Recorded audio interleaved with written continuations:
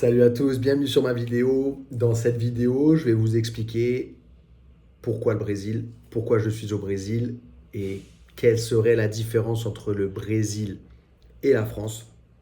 Avant de commencer, n'oubliez pas, si vous voulez vous entraîner avec nous, nrfight.com, vous avez toutes les informations sur notre club. Et si vous voulez vous entraîner avec nous à distance, fandecombat.com, qui est un site partenaire de la NRfight et de BJJ Fanatics. Donc n'hésitez pas, il y a plein de vidéos d'un minimum de 1 heure et demie en temps, en durée, sur des sujets bien précis dans les sports de combat. Moi, c'est quelque chose que j'utilise au quotidien pour continuer de progresser. Donc n'hésitez pas à aller checker ça. Pourquoi je suis au Brésil? Première raison, il fait beau toute l'année. Je suis à Rio de Janeiro. Il fait beau toute l'année et au niveau de la température, le minimum du minimum, et ça reste très très très très rare, c'est 15 degrés. Voilà, en général, il fait, allez, en hiver, il fait entre 20 et 25, et puis en été, il fait entre 25 et 35, même ça peut aller jusqu'à 40 degrés. Donc il fait quand même relativement beau la plus grande partie de l'année. Moi qui étais et qui suis parisien, qui habitais à Paris, ça change énormément. Donc rien que de pouvoir vivre dans un endroit où il fait beau régulièrement, ça fait vraiment du bien au moral. Donc ça c'est vraiment un point très important dans mon choix. Deuxième chose, c'est que la nature est présente n'importe où. Il y a des arbres partout et les arbres, ils sont, on va dire, heureux d'être ici. Euh, et il y a beaucoup, beaucoup, la nature est vraiment présente, quoi. Il y a la montagne, il y a le lagon, donc lagon, un grand lac naturel.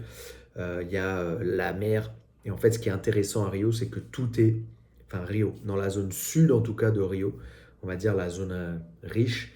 euh, En fait, ce qui est intéressant, c'est que on a tout à 10-15 minutes de vélo, quoi. 5-10 minutes de voiture. Aujourd'hui, je vais me faire une randonnée. Boum, je vais me faire une randonnée dans les montagnes. Je vais aller voir une cascade. Je peux aller voir une cascade. Je peux aller, je veux faire le tour du lac, du lagon. Je vais faire le tour du lagon. Je veux aller à la plage. Je peux aller à la plage. Voilà, c'est vraiment une ville extraordinaire pour ça parce que en fait, on a tous les avantages d'une grande ville. Il y a du monde, il y a de l'espace, mais en même temps, on a l'impression, enfin voilà, à Paris, c'est difficile. Il n'y a pas du tout de ça, quoi. Ça n'existe pas du tout à Paris. Et ici, on est vraiment dans une ville où il se passe des choses, où tout est possible. Il y a beaucoup de commerces, beaucoup de restaurants. Enfin voilà, il y a vraiment la vie d'une grande ville. Et en même temps, on est en plein milieu de la nature, quoi. Donc ça fait vraiment du bien aussi au moral. Voilà, tous les jours se faire une petite promenade, ça fait du bien. Donc j'avais vraiment envie de me rapprocher de la nature. Donc ça fait partie de mon choix. Et la chaleur humaine aussi. C'est l'une des raisons pour mes enfants. Je voulais qu'ils grandissent dans un climat euh, où il y a une vraie chaleur humaine, quoi. Où vraiment, voilà, je marche dans la rue. Euh, Par exemple, ce matin, j'ai déposé ma fille qui a voulu absolument aller en tenue de princesse à la crèche. Enfin, voilà, elle a 3 ans, donc elle a la crèche encore. Et puis tout le monde l'arrêtait dans la rue. Ah, elle est trop belle, ah, elle est magnifique. Ah, enfin voilà, il lui montre de l'affection, quoi. Et je trouve que pour un enfant, c'est vachement important. Et à Paris, c'était pas quelque chose qu'on avait. On l'avait un petit peu dans notre quartier ou avec les gens qu'on connaissait, mais voilà, c'était pas qu'on croisait quelqu'un dans la rue et puis il allait dire que notre fille était trop belle ou aller dire à ma fille qu'elle était belle, enfin voilà, qui allait lui donner de la confiance en elle. Et je trouve que ça, c'est très important. Donc voilà, ma femme et moi, on avait vraiment envie que nos enfants grandissent dans cette ambiance, dans cette chaleur humaine, comme ils disent ici. Voilà, puis ma femme est brésilienne, donc forcément l'installation est plus facile au niveau des papiers, tout était plus facile, quoi. Et ma femme est de São Paulo, mais on s'est installé à Rio parce que pour moi c'était plus facile de travailler à Rio. Alors de m'entraîner déjà parce que le sans kimono est beaucoup plus présent à Rio qu'à São Paulo. De deux, la nature est beaucoup plus présente. São Paulo, je me serais retrouvé presque dans une ville un peu comme Paris. Euh, donc c'était pas forcément ce que je voulais si jamais je partais de Paris. Et, euh, et puis bah, Rio, ouais, il fait plus beau, plus chaud qu'à São Paulo. São Paulo, c'est un peu plus au sud. Alors ça fait bizarre parce que nous, Français, on pense le sud, il fait plus chaud, mais non, ici, comme on est dans l'hémisphère sud, bah, plus on descend, plus il fait froid. Et c'est vrai que c'est à 6 heures de route, de 5h30, 6 heures de route de Rio. Et du coup, bah, il fait quand même déjà beaucoup plus frais. Exemple, en hiver, bah, il y a entre 5 et 10 degrés de différence par rapport à Rio, quoi. Plutôt 5 degrés de différence. Donc quand il fait à peu près 20 degrés ici, il fait 15 là-bas. Quand il fait 18, il fait 13. Donc ça on se rapproche sur des climats un peu plus, on va dire, européens, on va dire français. Voilà, en tout cas, c'était toutes les raisons qui m'ont poussé à venir ici. Et puis bah, Rio aussi parce que bah, je pense que c'est une destination que tout le monde a envie de découvrir. Donc moi, j'organise des camps régulièrement. J'avais envie aussi de travailler avec ça, de faire découvrir le Brésil et de donner l'opportunité à des gens de venir découvrir le Brésil sans passer par tout ce que je suis passé. Voilà, moi je suis venu énormément de fois au Brésil et il y a plein de fois où j'ai un peu perdu mon temps parce que je connaissais pas les bons endroits, je connaissais pas peut-être les bonnes personnes, j'allais peut-être pas dans les bons clubs, etc. Et là, en fait, l'idée c'est de faire gagner du temps aux gens s'ils viennent sur mes stages, pour voilà pendant 2 semaines. Bah c'est comme je leur dis quand ils viennent pendant 2 semaines, c'est il faut pas s'arrêter quoi.